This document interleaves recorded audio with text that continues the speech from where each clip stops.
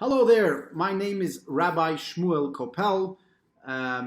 Thanks for joining me for a few minutes on a very important question. Is faith a virtue?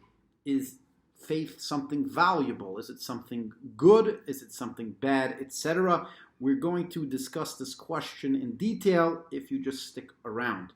I have one simple request. These videos do take time and energy. And just to show your appreciation and to hopefully see further videos, I'm asking you to click the subscribe button below, and there's a bell next to it. Click the bell so that you'll be notified every time I upload a new video. That's all I ask from you, and let's get directly to our question. So, is faith a virtue? Now, I have discussed this concept in the past a little bit in a very simple form. If you see somebody, and we have seen people, who blew themselves up, killed themselves because of their belief, and obviously took other people with them, unfortunately. Now, if you consider faith a virtue, you have a very big issue, because that person was acting with faith. They had faith in a particular religion, a particular cause, and they decided to take their own life and others. Or in some cases, they just take other people's lives. Or people do all sorts of horrible things based on faith. So if you were to suggest that faith itself is a virtue, then you would have to admit that those people who use their faith to do horrible things are still good people because they had faith. I'm not sure about you, but I obviously take issue with that way of looking at things, and therefore I'm not willing to accept that faith is virtuous. Now, as a rabbi, many people point to the fact that there's concepts of faith in the Bible all over the place. I want to address this point briefly. A very common mistake made by people who study the Bible is that the Bible is pushing blind faith. Blind faith is when you have absolutely no reason to accept something, to connect to something, to follow something. You have no reason whatsoever. You just do it blindly. Now, let's take, for example, the nation of Israel traveling through the desert. Very often they complained, and God challenged them and said, "How dare you not have faith in me?" And this is a common theme throughout the travels in the desert. I want you to realize that according to the biblical narrative, let's not discuss whether the biblical narrative is correct, incorrect, partially correct, metaphoric. Let's use the biblical narrative to understand the actual biblical narrative. The nation of Israel witnessed 10 plagues in Egypt. They then left Egypt. They saw the splitting of the sea. They then went into the desert and began to receive manna and all sorts of other miracles which they witnessed. To them, they didn't have blind faith in God. They had a reasonable faith. Right? If you were to experience something like that, you would probably assume that there's a power out there doing something for a particular reason. The same thing, for example, if I were to give you a gift today, and a few days later I give you another gift, and I'm constantly trying to help you, you will slowly develop faith that I have your best interest in mind. Right? That's usually what a friendship is. That's usually when people begin to trust each other, right? That's you have faith in the other person based on experiences, based on facts that you have confirmed, which tells you that this other person's intention is for your benefit, okay? Now, just to make it short, to me, that is what faith is from the biblical narrative. That is the faith that God Almighty demands of each and every one of you.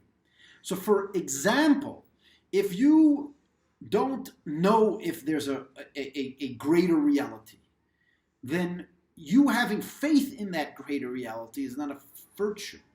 If you ignore your mind that tells you perhaps this reality doesn't exist, and you blindly decide to accept that a fact is not necessary, well, that something that is not necessarily a fact is a fact, that's actually called destroying your brain and preventing your mind from thinking properly.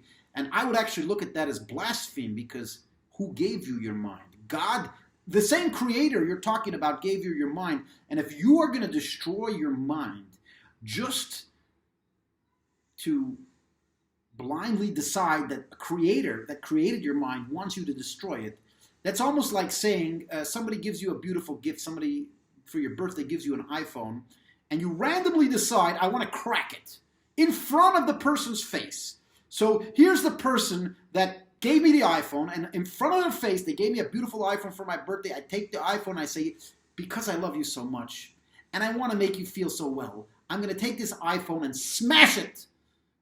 And the other person's like, what are you doing? He said, well, I had blind faith. I had blind faith that you would like me to smash the phone. Give me a break. Does that make any sense?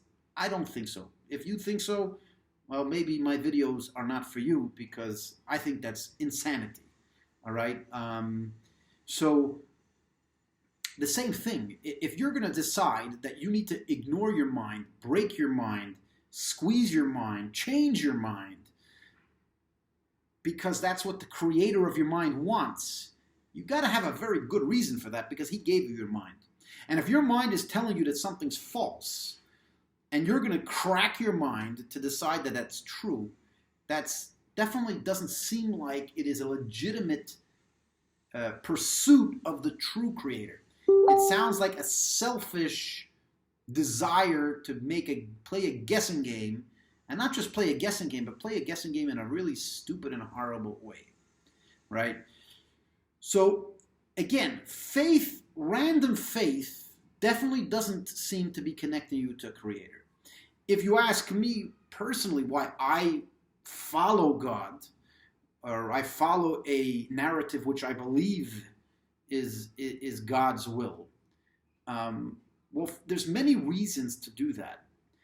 First of all, there is an intellectually sound calculations that will tell you that there is a greater power, right? It's more about focusing in and trying to listen and hear that some people experience a higher power through various coincidences. Something happened in your life and you just can't answer. You cannot explain it in any other way than there's something greater watching you.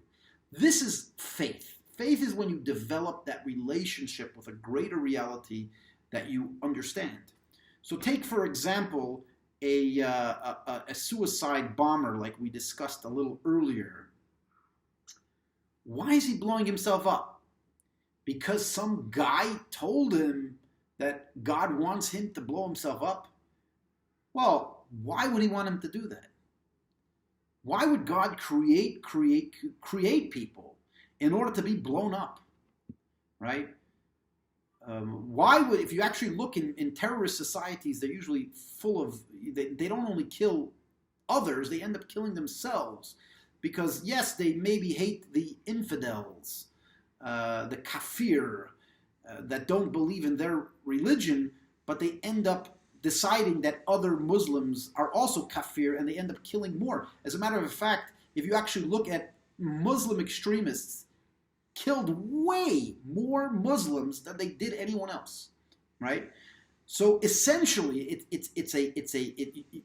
besides for the fact that on a personal level, why would God create people in order to blow them up? They also have to start thinking, well, what is it heading to? Where is their ideas heading to? Where is their way of serving God heading to? And if you see that your way of serving God is leading to destruction, mayhem, no positive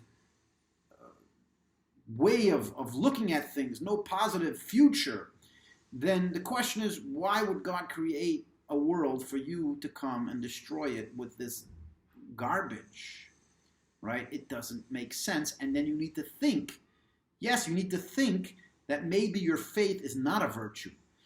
Now, of course, I'm using the extreme example of terrorists. I am. But this is not the only example. There's many people that will do things in their life that is harmful to them, harmful to the people around them. And even if it's not harmful, it is very, in many cases, it's not harmful, but it prevents them from getting to where they need to go. It prevents them from accomplishing what they need to accomplish in life.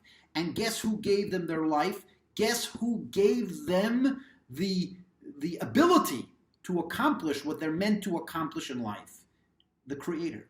So if your faith is holding you back, causing you to destroy others, to destroy yourself, to destroy society, or even to hold yourself back from accomplishing what you know you could accomplish, there's a good chance that that faith is not a service of God, but rather a rejection of the true ultimate Creator, no matter how authoritative the source of that message comes from, right?